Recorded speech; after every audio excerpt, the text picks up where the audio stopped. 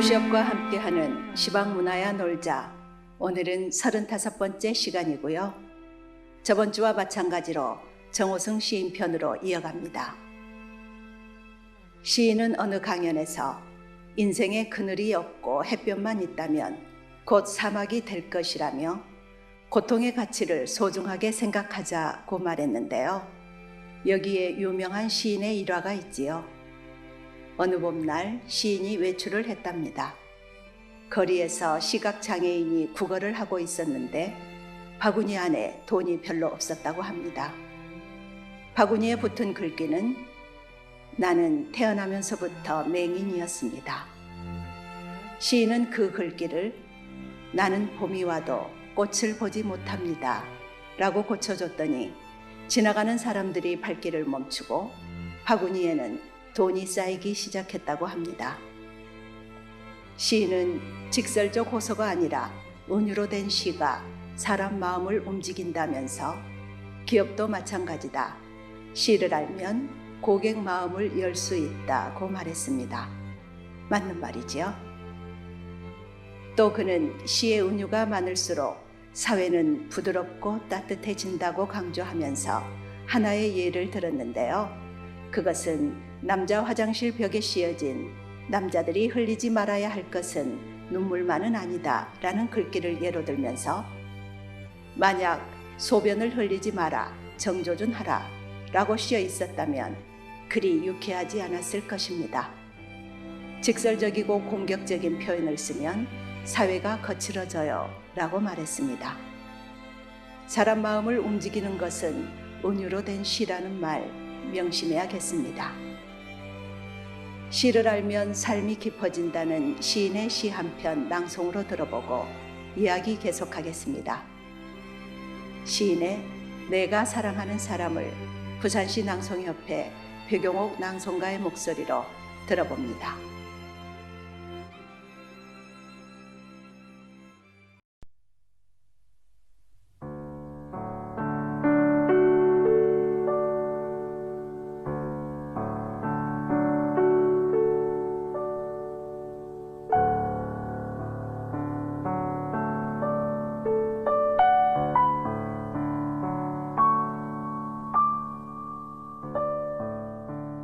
내가 사랑하는 사람.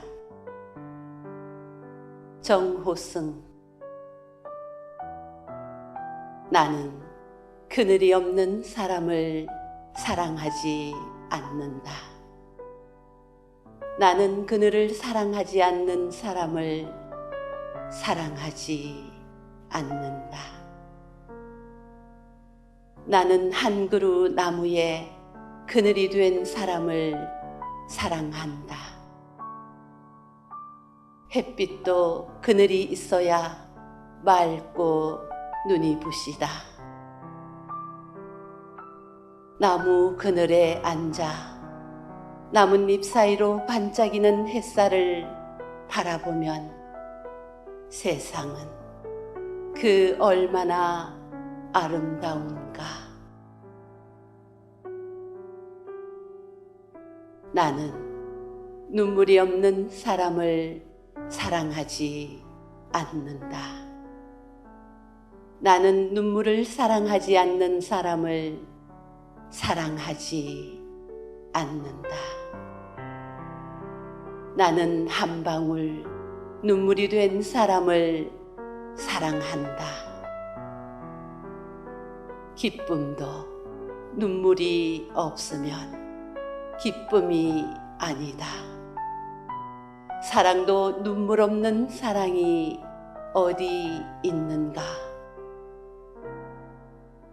나무 그늘에 앉아 다른 사람의 눈물을 닦아주는 사람의 모습은 그 얼마나 고요한 아름다움인가.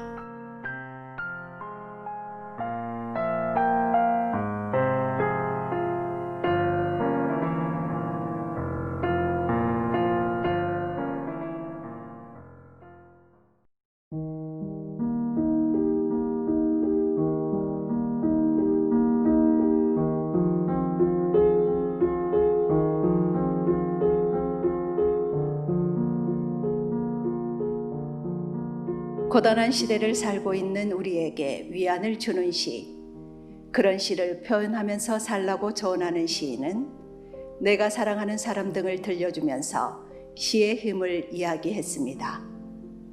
시는 나와 다른 사람의 삶을 이해하고 사물을 새롭게 발견하게 해준다고 합니다. 나무 그늘에 앉아 다른 사람의 눈물을 닦아주는 사람의 모습. 낭송으로 들으니 고요한 아름다움이 눈에 펼쳐집니다. 잘 들었습니다. 시인은 개인적 서정을 쉽고 간명한 시어와 인상적인 이미지에 담아냈다는 평으로 소월과 미당을 거쳐 90년대 이후 가장 폭넓은 대중적 지지를 받은 시인으로 꼽힙니다. 민중들의 삶에 대한 깊고 따뜻한 관심과 애정을 표출해 왔으며 관찰의 성실함과 성찰의 진지함으로 민중들의 애환과 시대의 문제를 시 속에 형성화하였습니다. 또 시인의 시는 양희은이나 안치환 등 가수들에 의해 노래로 창작되어 음반으로 출시되기도 했습니다. 시 붙이지 않은 편지는 가수 김광석의 유작 앨범에 수록되기도 했지요. 이별 노래는 최종혁 작곡으로 이동원이 불러 대중에 널리 알려졌는데요. 떠나는 그대, 조금만 더 늦게 떠나준다면 그대 떠난 뒤에도 내 그대를 사랑하기 아직 늦지 않으리. 그러고 보니 알려진 시노래가 참 많습니다. 그 중에서 양희인이 불러 널리 알려진 시인의 시 수선화에게를 오늘은 낭송으로 들어보겠습니다. 부산시 낭송협회 권춘자 회원이 들려드립니다.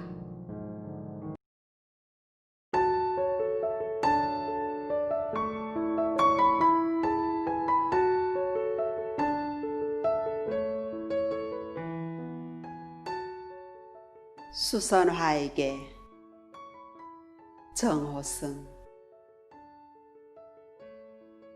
울지 마라. 외로우니까 사람이다.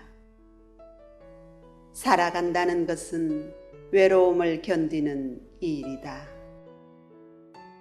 공연히 오지 않는 전화를 기다리지 마라.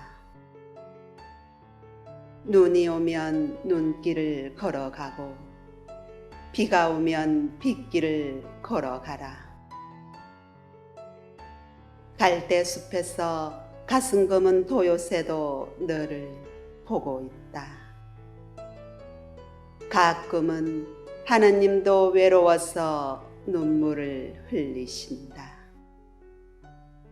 새들이 나뭇가지에 앉아있는 것도 외로움 때문이고 내가 물가에 앉아있는 것도 외로움 때문이다. 산 그림자도 외로워서 하루에 한 번씩 마을로 내려온다. 종소리도 외로워서 울려 퍼진다.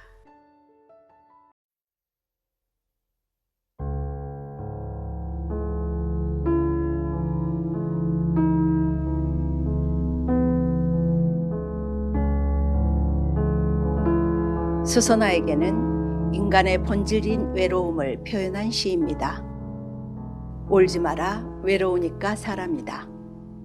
살아간다는 것은 외로움을 견디는 일이다 라는 시구가 많은 사람들에게 공감을 불러일으켰지요. 상처받고 외로울 때는 사랑을 생각하라. 마음속에 진정으로 사랑하는 사람이 있다면 삶이 그리 허전하지 않을 것이다 라며 시인은 어머니를 위한 자장가를 읊어주며 사랑의 근원을 이야기했습니다. 보리새우처럼 허리가 굽은 어머니가 안방에서 흥건하게 잠자는 모습을 봤어요. 언젠가 돌아가시게 될 어머니의 죽음을 생각하게 됐죠. 살아계실 때 자주 뵈려고 작업실을 부모님 집으로 옮겼어요. 사랑의 근원은 모성애예요. 어머니의 사랑을 생각하면 남아있는 삶을 성실하게 살 수 있어요 라고요. 시인은 군부 독재가 기승을 부리던 유신 시대에 들어 활동을 시작한 시인입니다.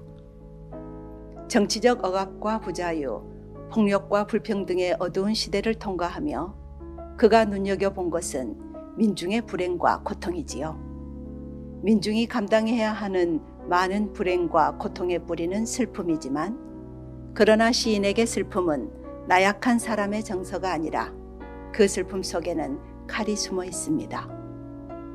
시인은 직설어법으로 불행과 고통을 가져오는 시대에 항의하지 않고 그 저항 의지를 부드러운 서정성으로 감쌉니다. 그는 외로움을 실존의 본질적 조건으로 받아들이는 시인이지요. 외로우니까 사람이다 라는 구절은 이런 맥락에서 나온 것입니다. 시적 화자를 둘러싸고 있는 삼라만상뿐 아니라 하느님까지 외로워서 눈물을 흘리신다.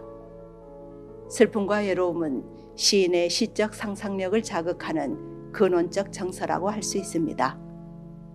시인의 어법을 빌리자면 외로우니까 시인이다 입니다.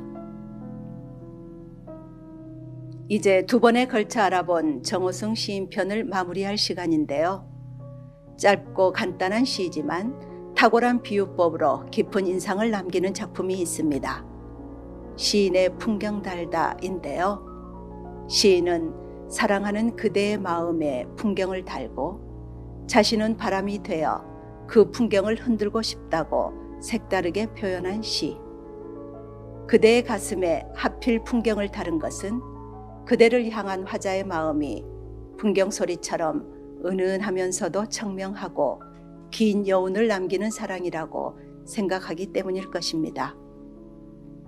마지막 연에서 화자는 가슴속의 풍경이 흔들릴 때면 자신이 찾아간 줄 알라고 말함으로써 자신의 사랑이 혼자만의 가슴앓이로 끝나지 않고 그대도 알아주기를 바라는 마음을 표출하고 있습니다. 이 시를 제가 낭송으로 들려드리면서 시방문화야 놀자 35번째 이야기를 닫도록 하겠습니다. 감사합니다.